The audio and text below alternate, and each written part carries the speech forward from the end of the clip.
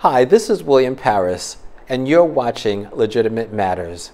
Legitimate Matters, a show that's devoted to developing human potential through inspired content and personal life experiences, addressing the true-to-life needs of common people.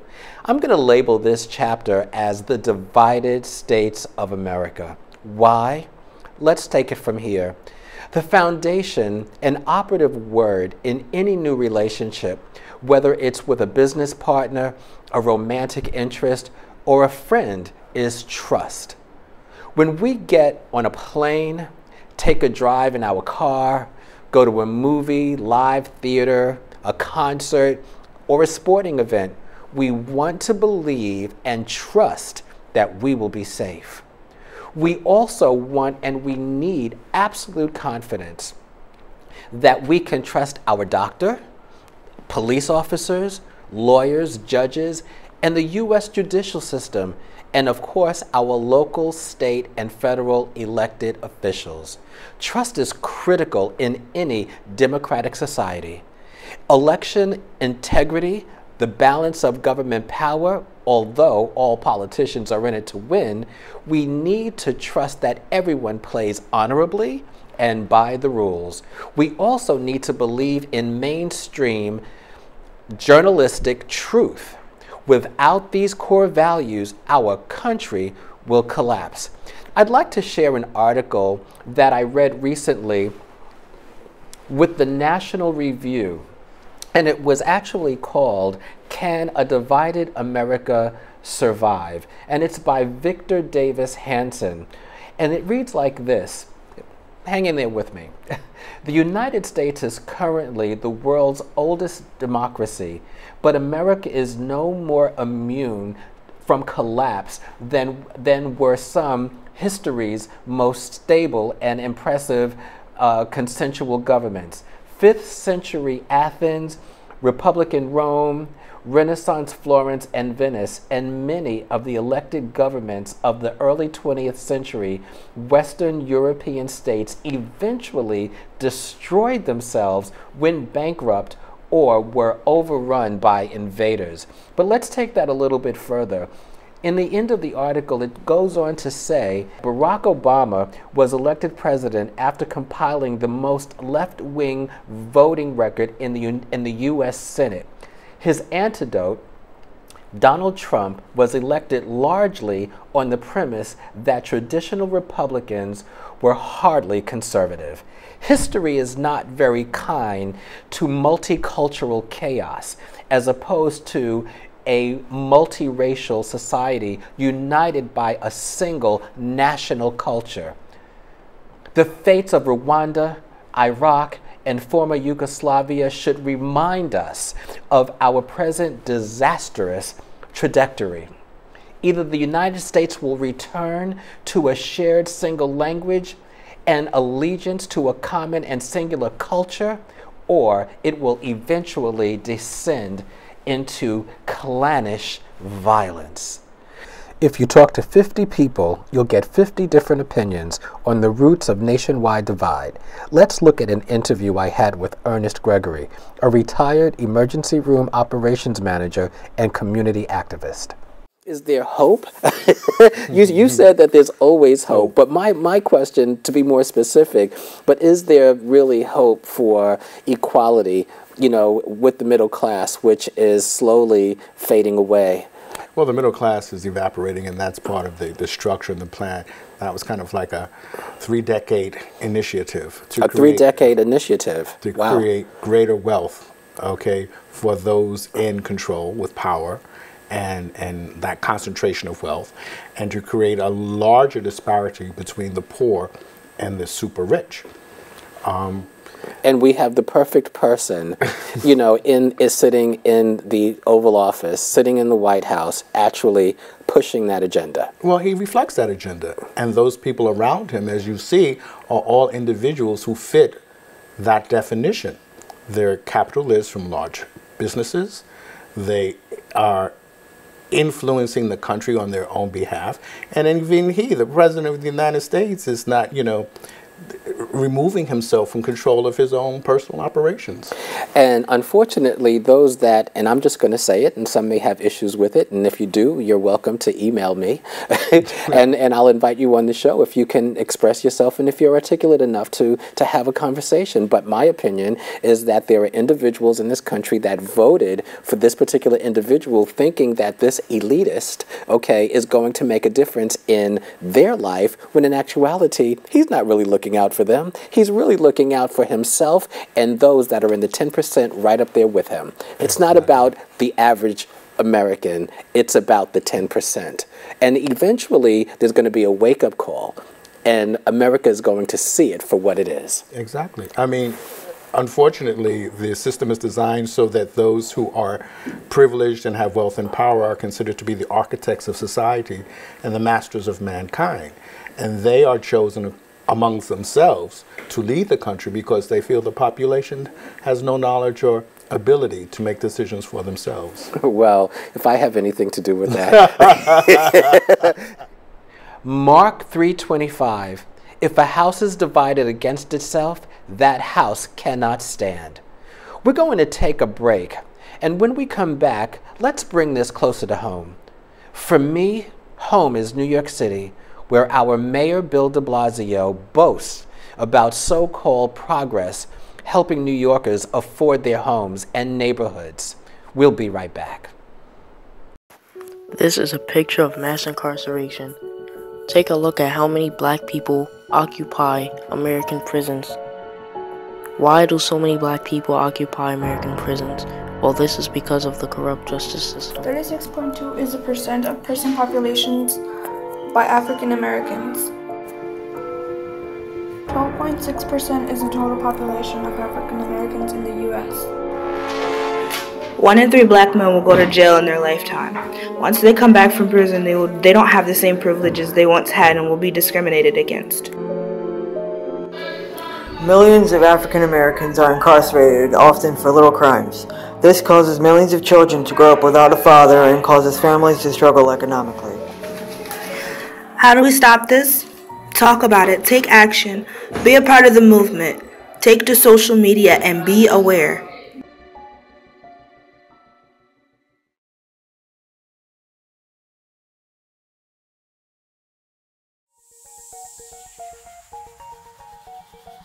Welcome back to Legitimate Matters. Once again, I'm your host, William Parris. We're talking about trust and the ability to be able to trust our elected officials. I'd like to read another article, if you wouldn't mind, that is from Mayor de Blasio.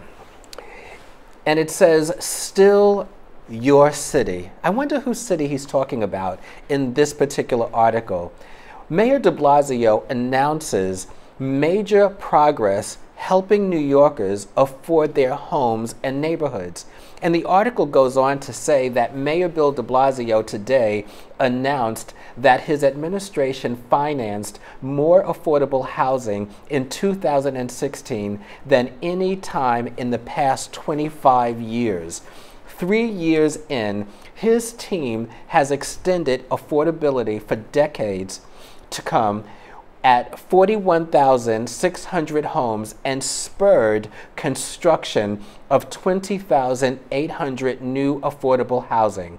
The housing plan impact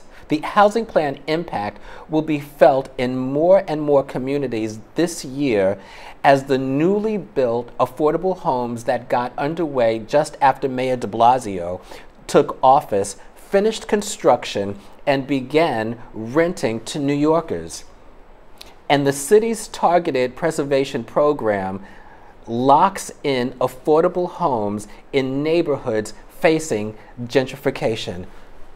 That sounds like hyperbole, all right? So if you're worried about paying your rent, Mayor de Blasio says that his administration is fighting for Bronx residents every day. No matter how much it changes, this is still your city, according to Mayor de Blasio.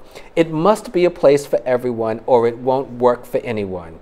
That's why we are building and protecting the most affordable housing in a generation, says Mayor de Blasio. I consider that to be alternative facts. Recently, the Bronx Coalition organized a rally in the South Bronx that was protesting the so-called rezoning and affordable housing because Bronx residents felt that they are being displaced. Let's take a look at this clip so they can explain to you, or you can see exactly what is displacement and how the community really does feel about what's happening or what's taking place in their community. Let's take a look. I'm here in the Bronx speaking to Fitzroy Christian and Harry DiRienzo.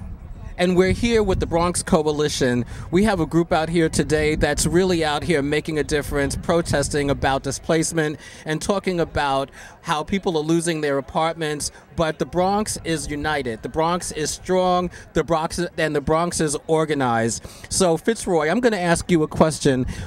We hear the name, or we hear the word displacement so often, but a lot of times if viewers are in other communities that are not being affected by rezoning and displacement, they don't even know what we're talking about. So what exactly is displacement? Displacement, very briefly, is the forced movement of people from their communities, from their homes to other places. It is not voluntary, and it is orchestrated between governments and the financial, or the people who will do well, because in removing people from where they are and bringing other people in, you have the opportunity to be making more money, to be a lot more profitable. So people are moved primarily for the benefit of developers and other people who are coming in to make more money, while they destroy communities, destroy traditions, destroy families, who would then have to find new place to rebuild new institutions and to start over. Yeah, basically we're here to let the city and the mayor know that we're not falling for this language around affordable housing that's not affordable to the people that actually live in the area, right? Like, we know for a fact that Jerome Avenue, this strip of Jerome Avenue that's getting rezoned to build quote-unquote affordable housing, that the area median income is calculated at a rate that the people of this community cannot afford. It's way above the amount of money that people in this neighborhood make, and they're calling that affordable, right? So if that's what they're putting out there, then we're not going to accept that, right? And so we're out here, we got like hundreds of people out on the concourse today, and we're here to let them know that they will not be able to just come in and do what they want with our communities. These are our communities. And so if he wants to be out there pretending to be a progressive mayor and counting on re-election on this like quote-unquote progressive values, then he needs to actually be showing up for the people of the city that need to be represented the most at City Hall. Because right now he's only looking out for the interest of real estate in New York City. So he's not any different than what's his name, Bloomberg. He's doing the same thing, right? Except he's like framing it in a different way. So, well, he's up for election, so I think that this is a great time to really make a statement and to expose what's really going on. As I said, the same thing that's happening here in the Bronx, I believe, is happening. It starts at the White House and it trickles all the way down to our communities. And I'm hoping that people will see this, hear this. I think that it's time for people that are what I say they're asleep at the wheel. I think it's time for people to wake up. That's right. Yeah, I'm here with like 12 people from my church, from New Day Church. We're an affiliate of Northwest Bronx Coalition.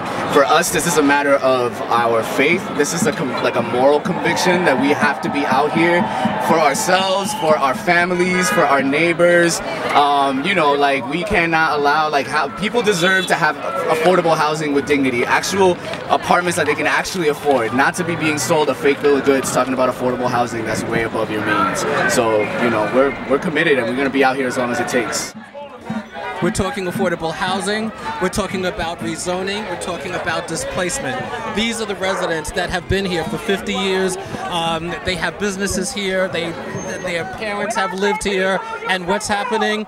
The government, the local elected officials, the policies are not designed to keep these people inside of their apartments, but what they're doing is they're trying to bring in investors from outside of the Bronx to invest in the Bronx, but they're doing it in such a way so that they are displacing and moving people outside of their apartments. But the Bronx is organized. They're organized to the extent that they're not going to just let this happen, but they're here, they're making a statement, and at this point, you would think that the mayor would be open to this, but from what I understand, that the mayor is not responding to the actual needs and the distress of these of the people that are living in this community. So they're out here making a statement, and as you can hear and as you can see from the number of people that are out here, we're making a difference. From children to grandmothers, people that are invested and have businesses in this community. The city, which is run by Mayor de Blasio, has put two primary tools to control what kind of new housing and commercial development is built in the South Bronx and for whom.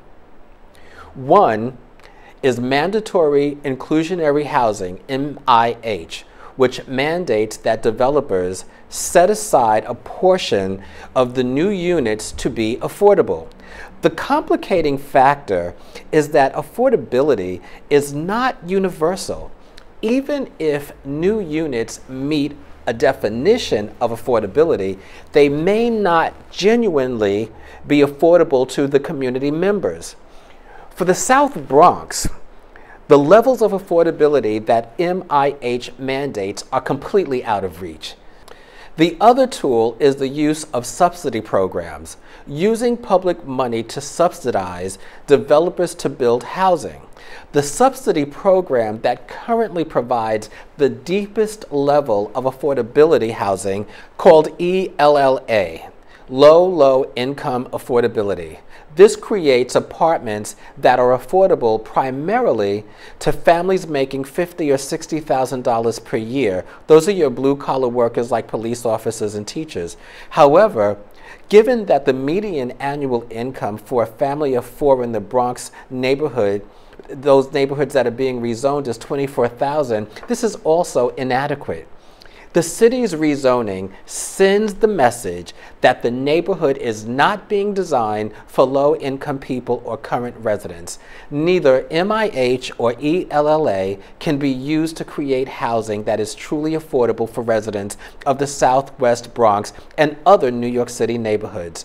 Unless the city creates new programs, current residents will not benefit from the new housing development. Those with higher incomes will eventually move in, creating considerable displacement pressures for current residents. I'm told that the Bronx Coalition and other organizations have reached out to Mayor de Blasio to discuss proposed solutions. I'm also told that the mayor does not return or respond to requests from those representing the voices and the concerns of the community. You might ask, how does this affect you? Well, we're going to go to break, and when we come back, I'll tell you how and why this does affect you. Legitimate Matters, we'll be right back. Anyone who lives and works in New York City knows that finding housing that's affordable can be a challenge. How do I find out about affordable housing? Across the 5 boroughs, the city has created affordable rental apartments and co-ops for low, moderate, and middle-income families. Requirements vary by program. Some are based on income, some on first-time home ownership. Preference is also given to community board residents, city employees, and people who are physically or visually impaired. Go to nyc.gov and search affordable housing, or contact 311 and ask for the Affordable Housing Hotline. If you qualify, submit an application. Tenants are chosen by lottery. Each development has its own deadlines and rules, and you can apply to as many developments as you want. For more, click the Inform NYC logo on nyc.gov.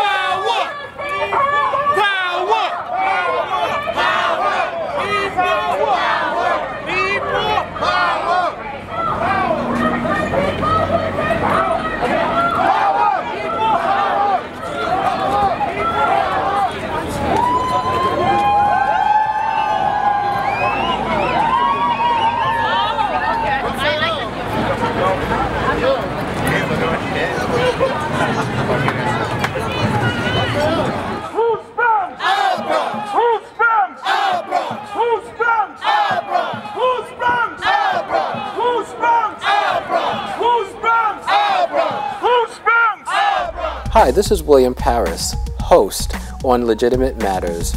Tune in for my upcoming show, which I'm calling the special chapter of Legitimate Matters. It's a 3-episode series on my guest, Richard Rosario, who was wrongfully convicted, eventually exonerated. It's a deeply moving story about the injustice that takes place in the United States judicial system.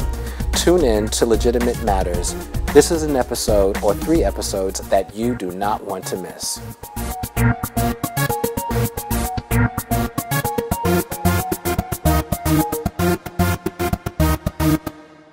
Hi, this is William Parris, and you're watching Legitimate Matters. In the first segment, we covered the extent to which the divided states of America is controlled by those with great wealth and power, whose plan is to create a larger disparity between the poor and the super rich. Donald Trump reflects this agenda with an administration and inner circle of capitalists from large businesses who influence the country for their own benefit.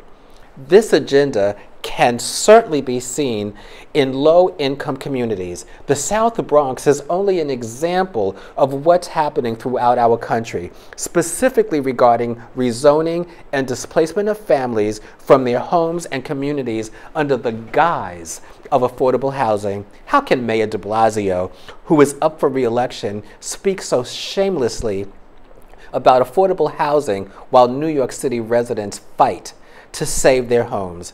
Has Mayor de Blasio earned the trust, back to that operative word from the beginning of the show, trust of New York City low-income residents? You decide.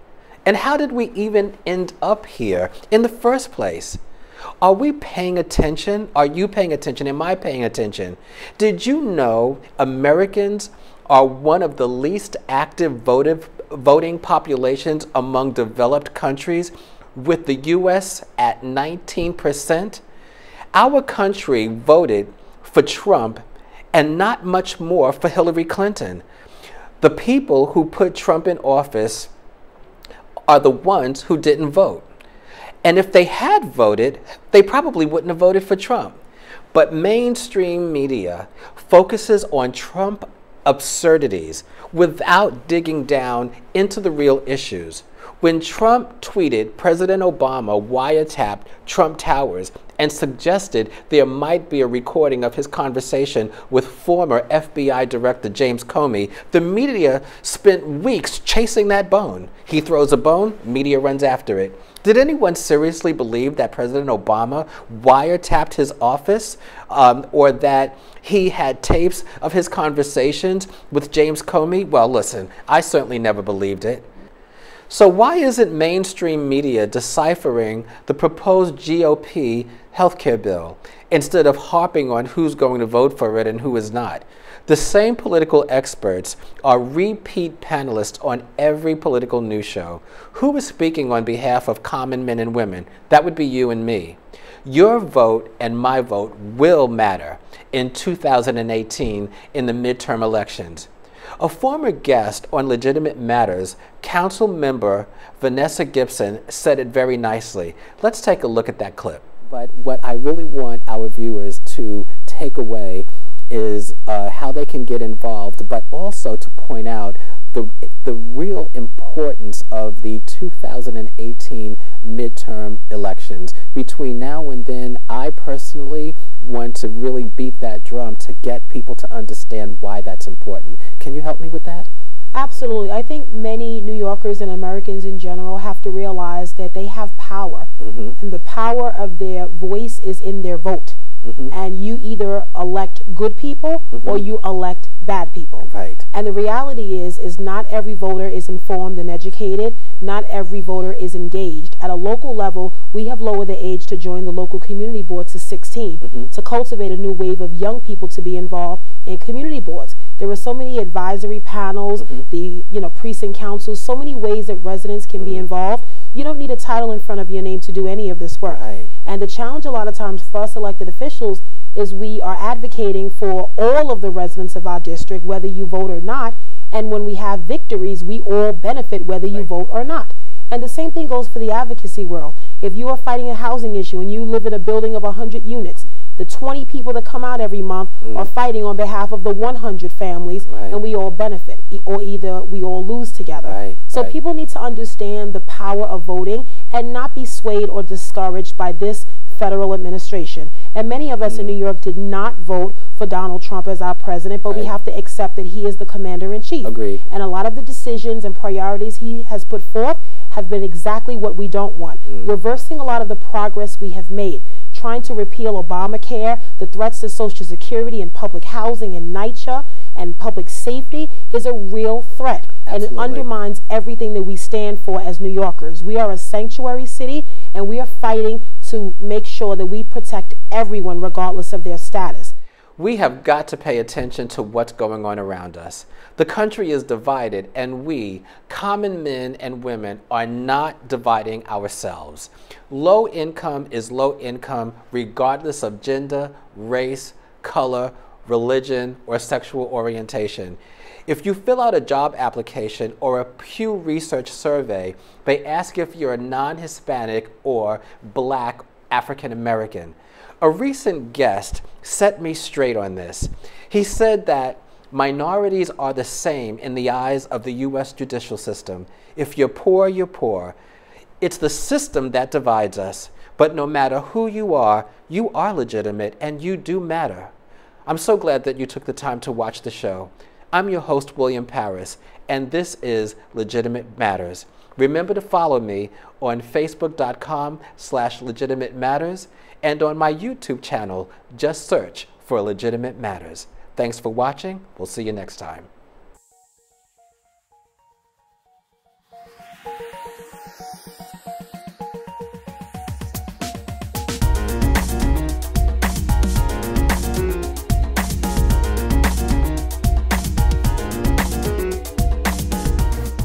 Thank you for watching Legitimate Matters. This is your host, William Parris. For more information on Legitimate Matters and upcoming shows, follow me on Facebook.com/Legitimate Matters or my YouTube channel, Legitimate Matters, or email me at wparris@legitimatematters.com.